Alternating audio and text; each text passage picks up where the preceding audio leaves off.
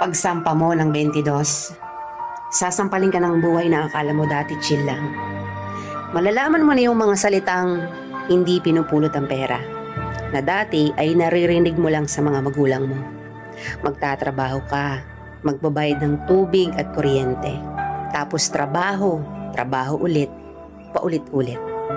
Mamimiss mo yung batang ikaw, musmos, walang alam sa mundo. May mga gabing bibilangin mo ang oras ng tulog mo kasi akala mo makakatulong ito. Gigising ka para kumayod, umanap ng pera. Perang akala mo sapat na. Pero dahil salat ka, wala kang magagawa kung hindi tanggapin ang katotohanang ganito ang buhay. Katotohanang dahil malaki ka na, malaki na rin ang bigat na papasanin mo.